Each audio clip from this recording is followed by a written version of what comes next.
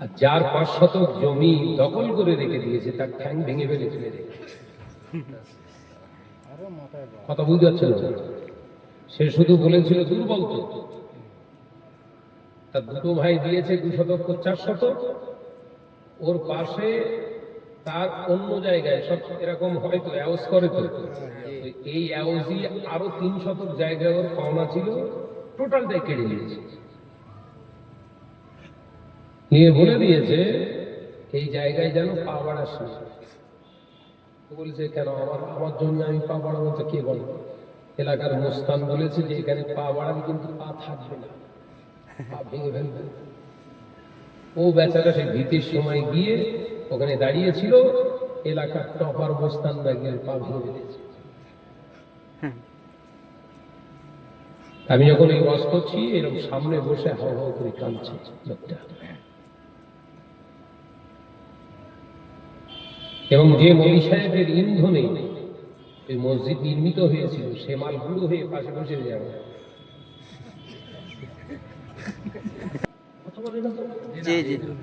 সুদের যারা লেনদেন করে এদের জানাজা পড়া ওই জন্য শরিয়াতে বৈধ নেই। তো বললেই তো সানাস খারাপ হবে। শুধু দেয় না, এই মালগুলোরে ভেতরে ঢোকানোর সময় আবার আমরা দাড়িওয়ালা টুপিওয়ালা হুজুর বলি সকলে পড়ো বিসমিল্লাহে ওয়া আলা মিল্লাতে রাসূলিল্লাহ, মানে রাসূলের মিল্লাত সুদখোর। উল্টা আবার ওয়াজ বুঝতে পারছেন তো নাকি?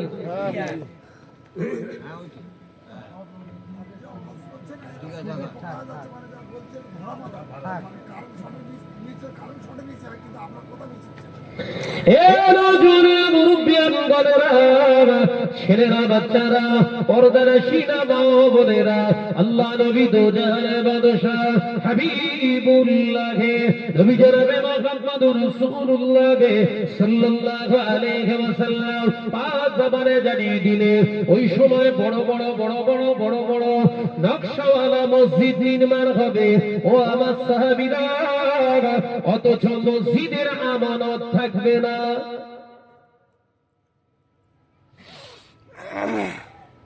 মসজিদগুলো বিরাট বড় বড় আলিশান নকশাওয়ালা মসজিদ হবে, কিন্তু মসজিদের আমানত থাকবে না। আল্লাহ নবী সাহাবীরা প্রশ্ন করলেন, ইয়া রাসূলুল্লাহ হাবিবাল্লাহ, মসজিদের আমানতটা কি? আল্লাহ নবী বললেন, মসজিদের আমানত হলো তিনটি। সালাসা, আমি রাসূলুল্লাহকে সাল্লাল্লাহু আলাইহি ওয়াসাল্লাম পাঁচ জবানে জানিয়ে দিলাম। এক নাম্বার মসজিদের আমানত হলো যেইখানটায় তোমরা মসজিদ নির্মাণ করবে ওই জায়গাটা যেন বিতর্কিত না হয়, মেরে নেওয়া, কেড়ে নেওয়া, কারোর কাছ থেকে জোরপূর্বক ভাগরা করে রেকর্ড করে নেওয়া। পৃথিবীর জমিনে সরকারি ল্যান্ডের উপরে মসজিদ তৈরি করা হলো আমানতের খেয়ানত।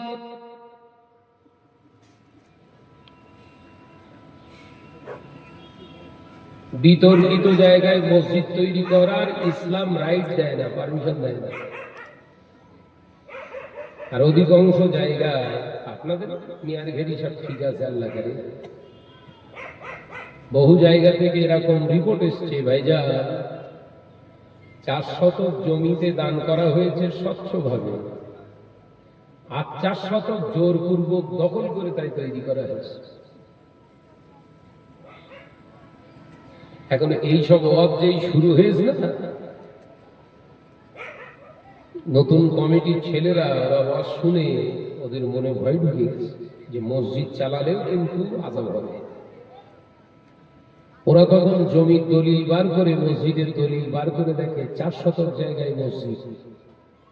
মাফিয়ার এনে মেপে দেখে 9 শতক জায়গায় মসজিদ হয়েছে।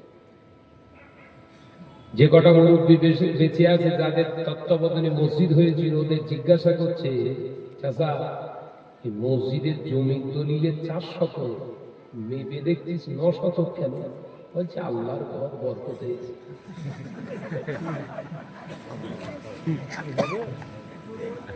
হ্যাঁ হ্যাঁ, আমার বুঝতে পেরেছেন না? এই ওর কবরে বাস পড়বে না পড়বে না?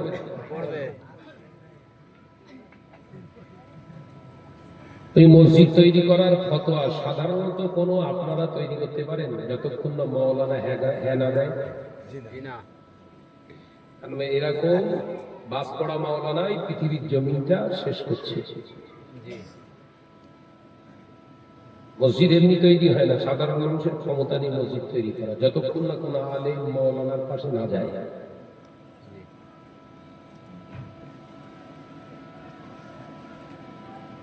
আমি জলসায় গেছি, ওরা আমার উত্তরটা দিল মসজিদ সংক্রান্তের উপরে হাদিস থেকে ওয়াজ করছে। আর যার 5 শতক জমি দখল করে রেখে দিয়েছে তার ঠ্যাং ভেঙে ফেলেছে। কথা বুঝতে পারছেন? সে শুধু বলেছিল দুর্বল তো, তার দুটো ভাই দিয়েছে 2 শতক 4 শতক, ওর পাশে তার অন্য জায়গায় সব এরকম হয়তো অ্যাওজ করে, তো এই অ্যাওজই আরো 3 শতক জায়গায় ওর পাওনা ছিল, টোটালটাই কেড়ে নিয়েছে। নিয়ে বলে দিয়েছে এই জায়গায় যেন পা বাড়াস না। বলছে কেন?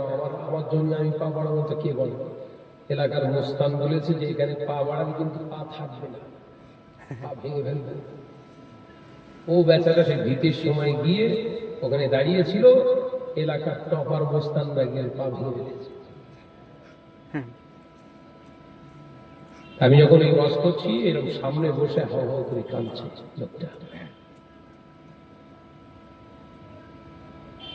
এবং যে মৌলী সাহেবের ইন্ধনে এই মসজিদ নির্মিত হয়েছিল সে মাল গুঁড়ো হয়ে পাশে বসে যাবে।